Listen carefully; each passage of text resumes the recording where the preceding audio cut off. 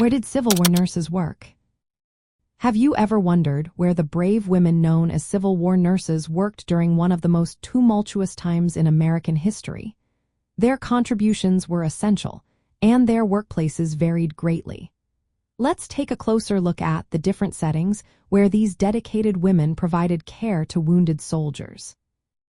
During the American Civil War, nurses were not confined to traditional hospitals. They worked in a range of facilities that adapted to the needs of the time. General hospitals were one of the main types of facilities. These hospitals were located away from the front lines and served as recovery centers for soldiers who had been stabilized after initial treatment. Nurses in these settings focused on long-term care and rehabilitation. Field hospitals were another critical setting. These temporary facilities were set up close to battlefields to provide immediate care to soldiers who had just been injured. Nurses here faced the challenges of dealing with severe injuries and critical conditions, often working under intense pressure. In addition to general and field hospitals, many nurses worked in makeshift hospitals.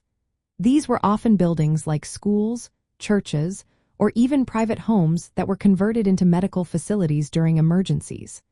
Notable examples include the Pry House and Barn at Antietam and the Lutheran Seminary in Gettysburg. These locations provided crucial care when formal hospitals were overwhelmed. Pavilion-style hospitals were also used during the war. These structures were designed for better ventilation and were employed in both the North and South. This design helped improve the overall conditions for both patients and nurses. Nurses worked in various locations across the United States. Richmond, Virginia, was a significant hub, with nurses like Phoebe Yates Pember caring for large numbers of patients at hospitals such as Chimborazo. Washington, D.C. and Alexandria were also vital locations, hosting numerous Union hospitals with capacities ranging from a few hundred to over 2,000 beds.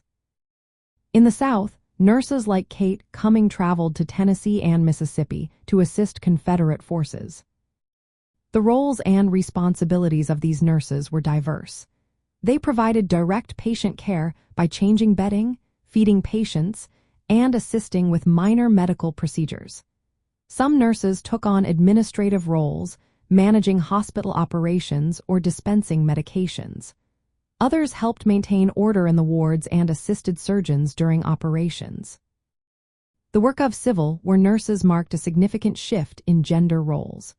Women stepped out of traditional domestic roles to take on these vital positions, showcasing their strength and resilience during a time of crisis. Their contributions were not only essential to the war effort but also laid the groundwork for future generations of women in healthcare.